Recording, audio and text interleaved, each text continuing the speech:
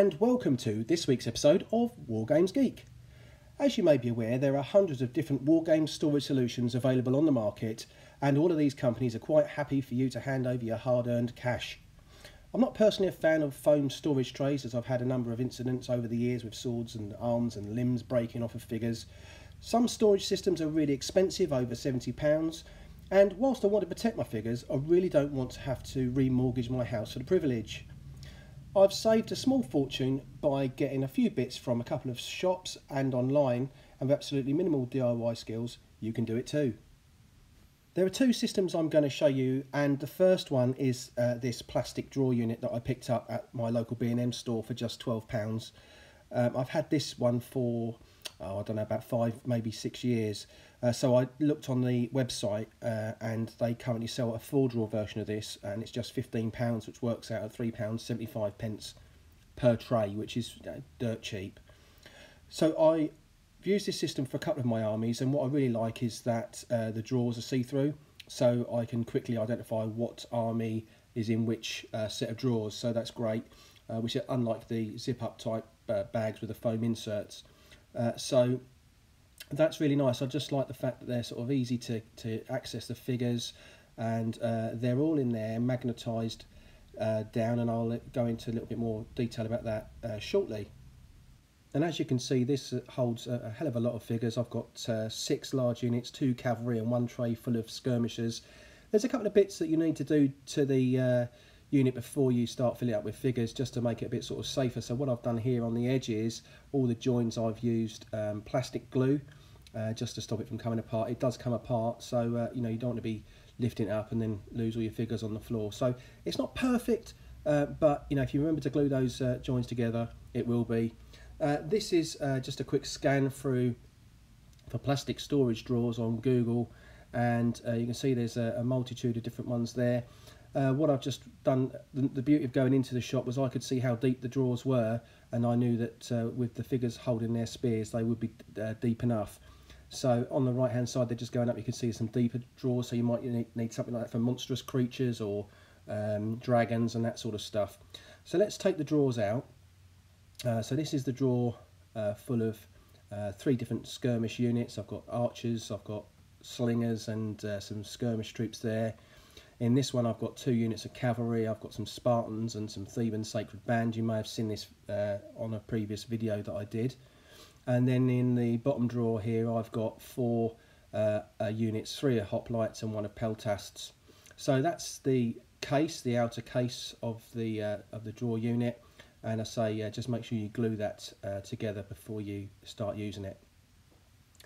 So there we are, there's a hell of a lot of stuff in there. Yeah, it's a really decent little unit. As I say, for the sake of £12, okay, £15 now, but you get the extra drawer. You know, £15 for storing all your a whole army in is really cheap. So what I've done with these is I've magnetised the bases. I've got some magnetic tape, a huge reel of magnetic tape, and I've snipped it to size and then stuck that onto the base of each of these figures. So the horses or the mounted troops, I've just realised I've got a spear that come off there. That wasn't from dropping the box. And then with the big units, what I've done is I've put the tape across the bottom, and I'll just get that out and I'll show you that in a bit more detail. The only thing with this is that you'll see there's a sort of small patch of sort of where I haven't been able to put the steel paper down. These drawers have got a slight bubble in the bottom. That's actually part of the manufacturing process. Let's just have a closer look at that. So right in the middle there where I'm pointing now, that is, I've had to cut the steel paper around it. So what that is, I've lined that with steel paper, and you can get A4 sheets of that for £1.99 per sheet. So 1 sheet fits in there, and then I'm just going to take these Spartans out. Just get those out of the tray, and I'll show you what I've done to the movement tray, which is fantastic for just storing them all in there, and they're quick and easy to get back in whilst you're playing. Once you're playing and you've lost some figures. So what I've done is I've put the magnets at the bottom there, 3 strips of that, and then I've put in some steel paper inside the movement tray. As you can see, that is not going anywhere. It does need to be lifted up. It won't go left to right if you try and drag it across. And it does cover over, because of the little bit of height of the steel paper. So I think it's 0.2 of a millimetre thick. It just you can then put the movement trays over the top of that bit that doesn't have any steel paper. So there's the steel paper inside the movement tray as well. I'd get that all painted up first and then put the steel paper in afterwards. And then this is one of the Spartans, and underneath I put a magnet on his the bottom of his base, and then we can start to put them into the case. So that's how I've done that, and it works. I'll get a few of these in there into the tray, and I'll show you exactly what I'm talking about. So what we've got in there, 5, 6, 7 of them figures in there, and it will go on its side, no problem at all, and they ain't falling out. So that's what you want. I mean, for me, if I'm going over to a friend's house to play or whatever, what I'll do is I'll put this whole box into the car, and I'll just stick the seatbelt around it, and it ain't going anywhere. So let's put the rest of the Spartans in there, and we'll show you the same thing again. And we'll load them all up, and then what I'll do is I'll tip it on its side again, and you'll see they just don't come out. It's really, really good. Just get some, make sure you with the bases, the magnets that are going on the bottom of the figures, just make sure that they're glued on well. When you get to the end of the reel of magnetic tape, because it's obviously smaller as it goes, the magnets tend to bow a little bit. So just make sure you straighten them out, leave them out overnight to straighten, and that should sort that problem out. So that's a whole unit of Spartans in there. That's now up, left and right, backwards and forwards. It's not going anywhere. So that's how that works. What I'll do is I've just now put in the rest of that's that spear again. What I'll do is I'll put the rest of those figures in. So this is the mounted units, as I say, magnetic base.